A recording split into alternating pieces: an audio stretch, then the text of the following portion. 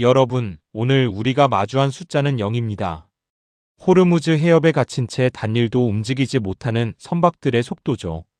전 세계 원유의 20%가 흐르는 이 거대한 동맥이 지금 꽉 막혔습니다. 트럼프 대통령은 프로젝트 프리덤을 선언하며 해방군을 자처하고 나섰습니다.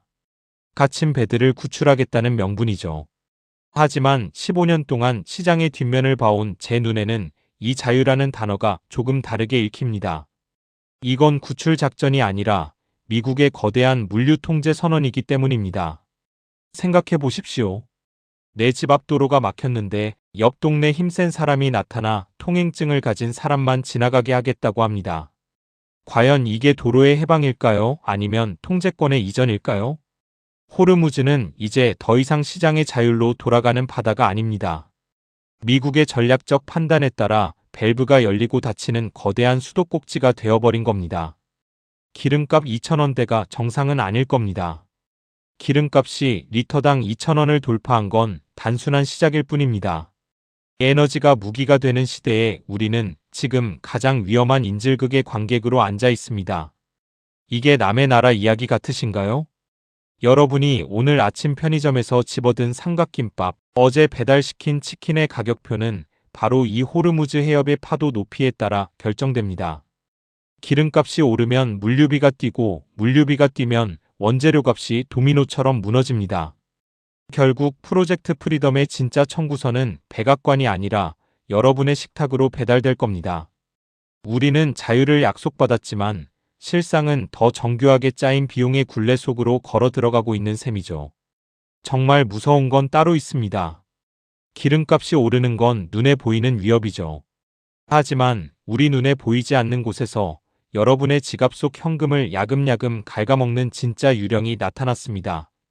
주유소 전광판의 숫자가 올라갈 때 우리 가게 경제의 근간을 뒤흔드는 이 기이한 현상을 어떻게 받아들이시겠습니까? 돈은 시중에 넘쳐나는데 정작 우리가 살 수 있는 건 줄어드는 이 역설적인 상황, 그 뒤에 숨겨진 2,000원 시대의 진짜 민낯을 지금 바로 공개합니다. 여러분은 지금 유동성의 저주에 걸려 계신 건지도 모릅니다. 주유소 전광판에 선명하게 박힌 2,000원이라는 숫자. 여러분은 이 숫자를 보며 어떤 생각을 하셨나요? 단순히 기름값이 비싸졌다는 탄식에 그치셨다면 지금 여러분의 지갑은 위기에 노출되어 있는 겁니다. 지금 우리가 겪고 있는 건 단순한 물가 상승이 아닙니다. 내 지갑 속 만원짜리 지폐가 1년 전에 5,000원만큼의 힘도 쓰지 못하게 되는 이른바 화폐의 배신이 시작되었기 때문입니다. 15년 동안 제가 지켜본 경제사에서 가장 잔인한 순간은 언제나 돈의 가치가 물건의 속도를 따라잡지 못할 때였습니다. 지금 시장에는 돈이 넘쳐납니다. 정부는 지원금을 풀고 기업들은 화려한 실적을 발표하죠. 그런데 이상하지 않습니까? 숫자는 분명 풍요를 가리키는데 정작 마트에 간 여러분의 장바구니는 눈에 띄게 가벼워졌습니다. 소득은 제자리 걸음인데 삼겹살 가격과 외식비는 앞다투어 전력 질주를 하고 있습니다. 저는 이것을 유동성의 역설이라 부릅니다. 시중에 돈이 너무 많아지니 오히려 그 돈으로 살 수 있는 가치가 희박해지는 겁니다. 우리가 번 돈이 앉아있는 사이에 녹아내리는 아이스크림처럼 사라지고 있다는 뜻입니다. 더 기이한 현상은 고물가 속에서도 명품 매장에는 줄이 길게 늘어서고 해외여행 수요는 폭발한다는 점입니다. 먹고 살기 힘들다는 비명과 오늘이 마지막인 것처럼 즐기자는 소비가 공존하고 있습니다. 누군가는 인플레이션을 방패 삼아 자산을 불리고 누군가는 그 화살을 온몸으로 맞으며 가난해지는 양극화의 정점에 와 있습니다. 탐욕 때문일까요? 아니면 미래가 보이지 않는 불안함이 만들어낸 슬픈 관계일까요? 명확한 건 이 소비의 불꽃이 꺼지는 순간 우리 경제에 닥쳐올 추위는 상상 이상일 거라는 사실입니다. 하지만 진짜 전쟁은 아직 시작도 안 했습니다. 내 식탁 위의 물가가 내부의 문제라면 이제 국경 밖에서 거대한 쓰나미가 몰려올 예정입니다. 주식 계좌를 열어보고 환호하던 분들도 피할 수 없는 보이지 않는 유령이 기다리고 있습니다.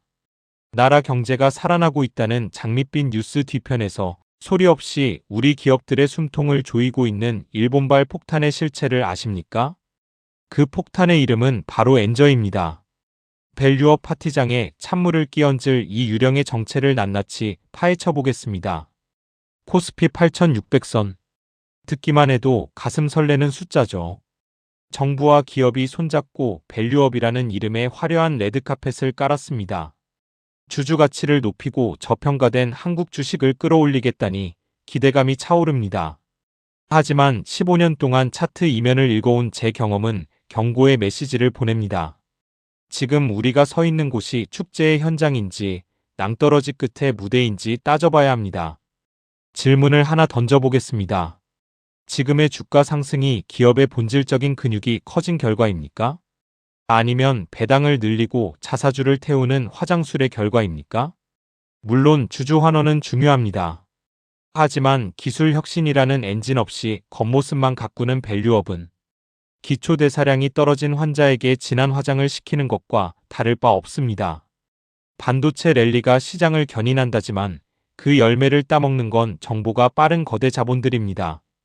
개미들이 축제의 잔향에 취해 있을 때 스마트 머니는 이미 조용히 엑시트 버튼 위에 손가락을 올리고 있습니다. 진짜 역설은 이겁니다. 증시 숫자가 올라갈수록 오히려 기업들의 실질적인 경쟁력은 시험대에 오르고 있습니다. 밸류업의 압박이 기업의 재투자를 가로막고 미래 성장을 갉아먹는 독약이 될 수도 있죠. 숫자로 증명되지 않는 파티는 반드시 누군가에게 독박 계산서를 넘기며 끝이 납니다. 지금 안 사면 뒤처진다는 공포의 FOMO가 시장을 지배할 때 고수는 다음 패를 준비합니다. 그리고 그들이 가장 두려워하며 지켜보는 변수는 바다 건너 이웃 나라에 있습니다. 그 변수는 바로 우리 수출 전선의 심장을 겨누고 있는 엔저라는 보이지 않는 칼날입니다. 이 차가운 쓰나미는 수출 실적을 단숨에 쓸어버릴 위력을 갖고 있습니다. 일본이 작정하고 통화 가치를 떨어뜨릴 때 우리 기업들이 살아남을 수 있을까요? 둑이 터지기 직전의 긴장감이 감도는 외환시장의 뒷이야기, 그리고 둑이 무너졌을 때 우리 논바닥에 들이닥칠 참혹한 풍경을 공개합니다. 엔화 가치가 바닥을 뚫고 지하실로 내려가고 있습니다.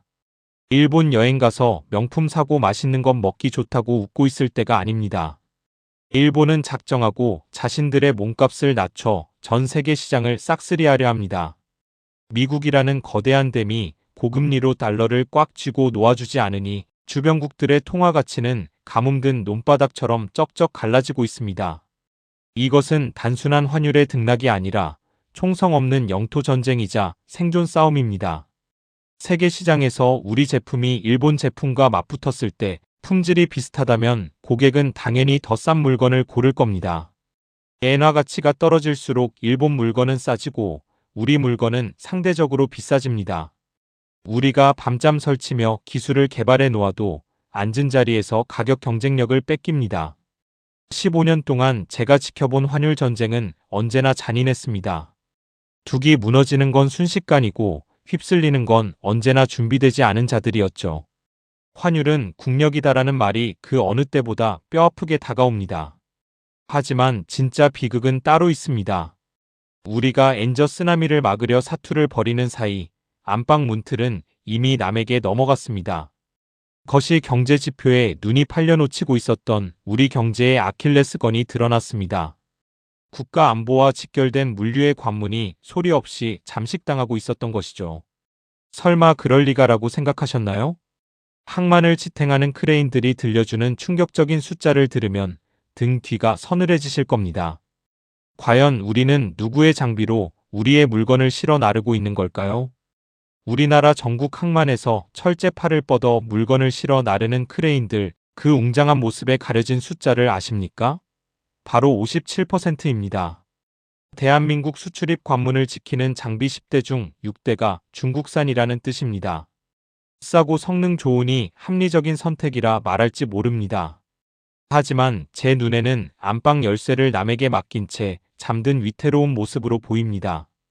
이건 기계 점유율의 문제가 아니라 물류의 생사여탈권이 넘어가고 있다는 경고등입니다. 스마트 항만 시대의 크레인은 단순한 철덩어리가 아닙니다. 수만 개의 센서와 데이터가 흐르는 거대한 컴퓨터죠. 어느 배에 무엇이 실리는지, 어디로 가는지 모든 정보가 이 장비에 기록됩니다. 누군가 원격으로 이 장비에 전원을 내리거나 데이터를 가로챈다면 어떤 일이 벌어질까요? 우리 경제의 대동맥인 항만은 그 즉시 거대한 고철 전시장으로 변할 겁니다. 저가 공세라는 사탕 뒤에 숨겨진 기술 종속이라는 쓴 약을 삼키고 있는 셈입니다. 더 안타까운 사실은 우리 기술이 없어서 안 쓰는 게 아니라는 점입니다. 당장의 이익에 눈이 멀어 국산 장비를 외면하는 사이 생태계는 무너지고 있습니다. 현관문 문틀이 썩어가는데 거실 인테리어만 화려하게 바꾼들 무슨 소용입니까? 안에서부터 골마 터지는 이 시스템의 균열은 국가대표 기업에게도 질문을 던집니다. 대한민국 경제의 상징과도 같은 그곳에서는 지금 어떤 결단을 내리고 있을까요? 12조 원이라는 개인이 감당하기엔 불가능해 보이는 천문학적인 금액. 삼성이 이 거대한 숫자를 국가에 완전히 납부하며 한 시대의 마침표를 찍었습니다. 시장은 불확실성이 해소됐다며 환호하지만 그 이면의 차가운 진실은 무엇일까요? 거인의 어깨 위에 있던 우리 경제가 그 거인이 휘청거릴 때 어떤 충격파를 견뎌야 할까요? 이 12조가 단순히 세금으로 끝날 문제인지 지형도를 바꿀 지진의 시작인지 확인하십시오. 12조 원. 이 금액이 오늘로써 국고로 모두 들어갔습니다. 이건희 회장의 유산을 물려받으며 짊어졌던 상속세 완납 소식입니다. 증권가는 이제 삼성이 날개를 달고 비상할 일만 남았다고 떠들어댑니다.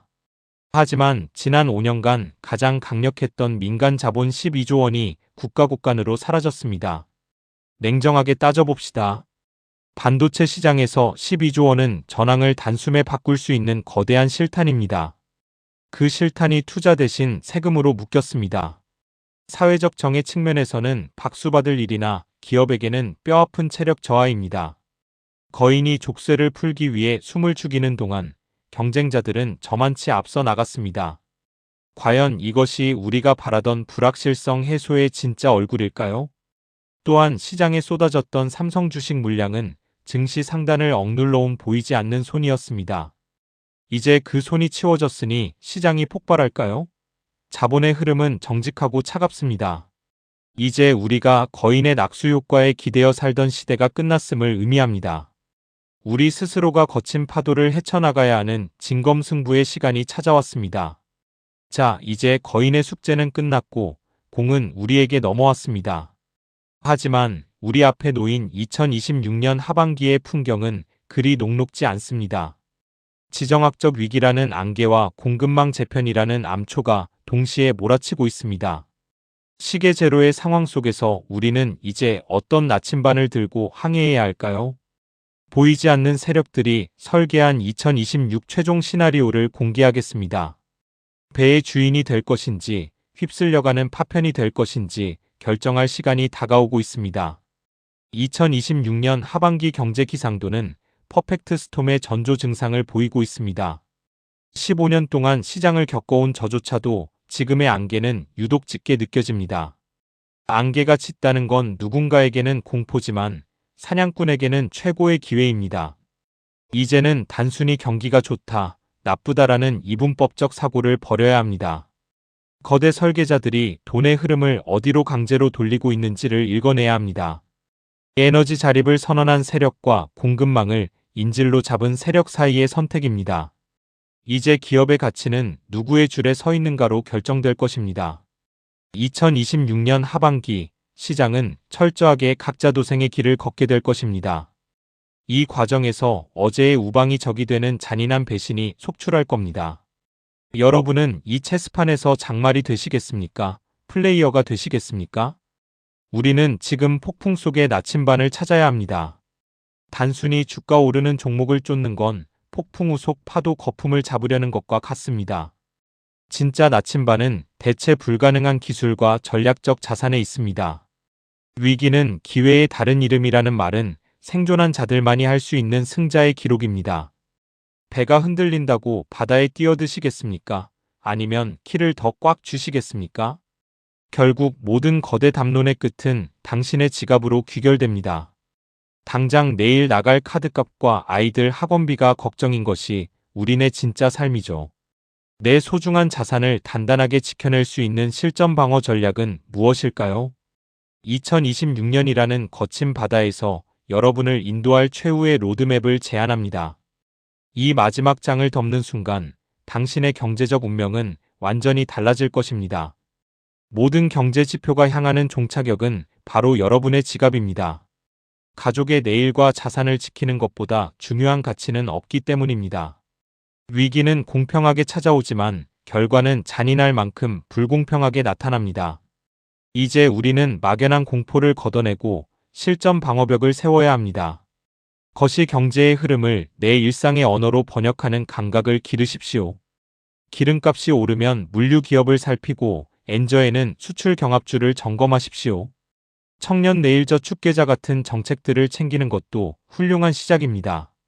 그것은 배가 뒤집히지 않도록 잡아주는 단단한 평형수가 되어줄 것입니다. 변화의 파도를 타고 판을 읽는 이에게는 기회의 해가 될 수도 있습니다. 재테크는 내 가족의 자유를 지켜내는 가장 강력한 방패입니다. 자, 이제 모든 분석은 끝났습니다. 이제 선택은 여러분의 몫입니다.